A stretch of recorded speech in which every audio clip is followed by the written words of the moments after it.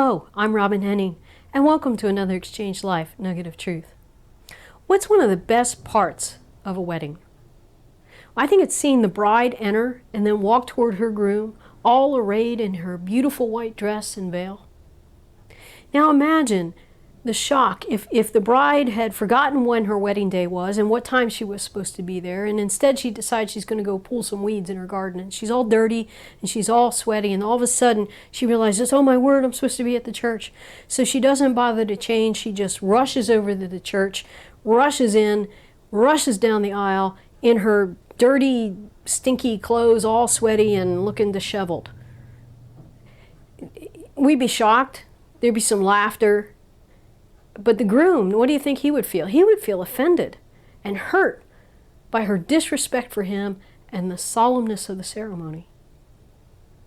You know, recently, musician Christian Stanfill has a song out that's been playing all over Christian radios, and it's called Even So Come. His chorus says, like a bride waiting for her groom, we'll be a church ready for you. Every heart longing for our King. We sing, even so come, Lord Jesus, come. This song leads me into worship every time I hear it. Its message resonates within me. Why?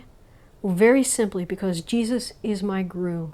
I long for him to come and to take me home, to live with him in that place he's been preparing for me for so long. In Revelation 19, we get a glimpse of the wedding feast of the Lamb and his church. And who's his church? We are. This is going to be the most amazing celebration, unlike any wedding reception we have ever attended or has ever been held here on earth. You know, in biblical days, the wedding feast, it marked the culmination of a long process of uniting a couple as husband and wife. The road to marriage took a far different path for a Jewish couple in the New Testament days than it ever did in our culture, or ever does in our culture. The time between betrothal and the wedding feast would vary, and so the family would send out one invitation well in advance that would announce the pending nuptials. And then later on there would be another invitation sent when all the preparations had been made and the wedding feast had been set and was about to start. Then on the Jewish wedding day, the groom, along with his friends, would go to the bride's home at a time unbeknownst to her, and they would whisk her away with all her attendants and bring them back to the wedding feast location. They'd be celebrating all the way back.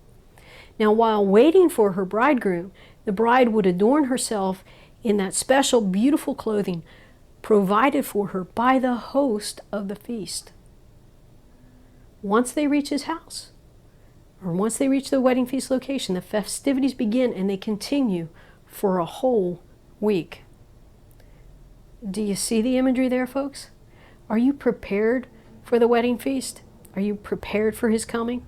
Are you clothed in the righteousness of Christ, which we receive by faith in his shed blood, and then receive the garments of righteousness that God the Father's provided through Jesus?